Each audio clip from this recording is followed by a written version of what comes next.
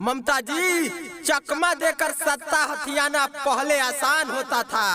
ऐसा तब होता था जब केंद्र का सत्ताधारी बेईमान होता था कि अब कुर्सी नहीं मिलेगी बिना अच्छा काम किए, कि अब कुर्सी नहीं मिलेगी बिना अच्छा काम किए।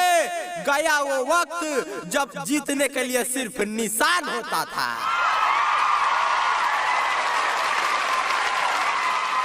नमस्कार, हमारा ही नाम है कवि बाला बिहारी भूकंपी कवि।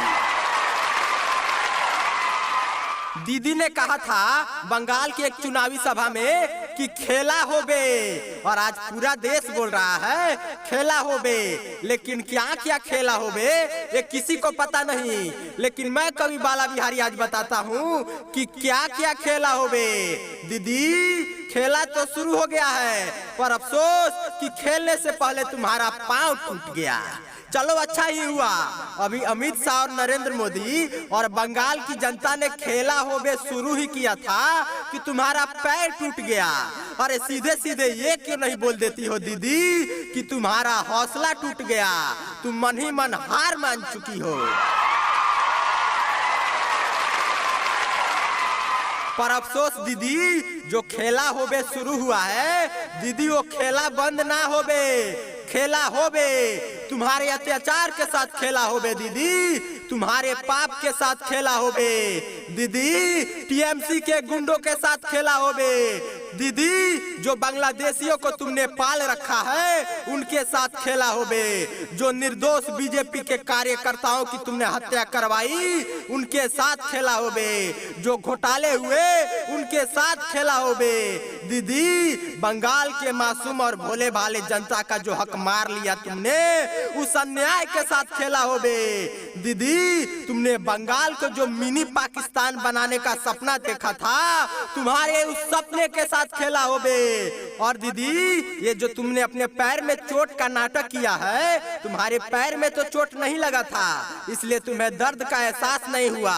पर अप्रैल में जब बंगाल की जनता वोट का चोट करेगी तो तुम उस दर्द को सह नहीं पाओगी दीदी। फिर तो तुम्हें किसी बड़े हॉस्पिटल के आईसीयू में वैसे ही बेड रेस्ट के लिए जाना ही पड़ेगा दीदी। तुम्हारे लिए मैं कवि बाला बिहारी यही कह सकता हूँ कि आजकल ममता दीदी बहुत परेशान है, कि आजकल ममता दीदी बहुत परेशान है क्योंकि वो चंद दिन का मेहमान है, कि आजकल ममता दीदी बहुत परेशान है क्योंकि वो चंद दिन का मेहमान है। बांग्लादेशी और घुसपैठियों की जान है। जय श्री राम सुनते ही घबराता उनका प्राण है, कि जय श्री राम सुनते ही घबराता उनका प्राण है। दीदी बस चंद दिन का मेहमान है। कि चल उड़ जा रे दीदी, अब बंगाल हुआ पराया, कि चल उड़ जा रे दीदी, कि अब बंगाल हुआ पराया। कि सत्ता के अहंकार में तुमने राम भक्तों को बहुत सताया, कि खत्म हुए दिन तेरे राजनीति के जिसका तुझे गुमान था। राम द्रोही बनी थी दीदी, प्यारा तुझे इस्लाम था, कि तेरी करनी से कुपित होकर जनता ने तेरे पापों का आईना दिखाया, कि तेरी करनी से कुपित होकर जनता ने तेरे पापों का आईना दिखाया। कि चल उड़ जा रे दीदी, अब बंगाल हुआ पराया। दीदी, बुरा ना मानो तो एक बात बोलता हूँ मैं, बंगाल में हारने के बाद करोगी क्या?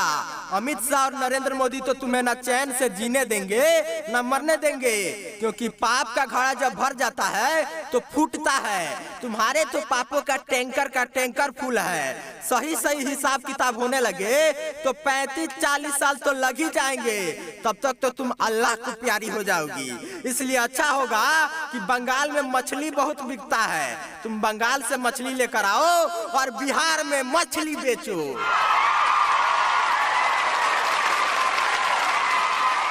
वैसे सोचता हूँ कि ये ममता है कौन, जिसके अंदर ममता तो बिल्कुल नहीं है। फिर मुझे समझ आया कि बंगाल में ममता का क्या मतलब है। सुनिएगा कि बंगाल को कंगाल बनाने का नाम है ममता, बंगाल को बीमार बनाने का नाम है ममता, बंगाल को रोहिंग्या और बांग्लादेशियों का घर बनाने का नाम है ममता, हिंदुओं के त्योहारों पर रोक लगाने का नाम है ममता, मासूम और बेगुनाह लोगों के जिंदगी को तबाह करने का नाम है ममता, बंगाल को बदहाल बनाने का नाम है ममता, बंगाल को लूट लेने का नाम है ममता। ममता जी कि अब भी सत्ता के सपने ख्वाबों में पाल रही हो, हार गई हो फिर भी जंग लड़ रही हो, कि अब भी सत्ता के सपने ख्वाबों में पाल रही हो, हार गई हो फिर भी जंग लड़ रही हो, कि जब जोश था लोगों में तब समझ ना पाई, कि जब जोश था लोगों में तब समझ ना पाई, जनता को जख्म देके अब गिड़गिड़ा रही हो। मित्रों, हमारे इस कविता को आप लोग ज्यादा से ज्यादा शेयर कीजिए और YouTube पे सर्च कीजिए कवि बाला बिहारी गोपालगंज, और देश हित में हमारे सभी कविताओं को सुनिए और हमारे चैनल को भी सब्सक्राइब कीजिए और साथ ही बेल आइकन को जरूर दबाइए। जय हिंद, जय भारत।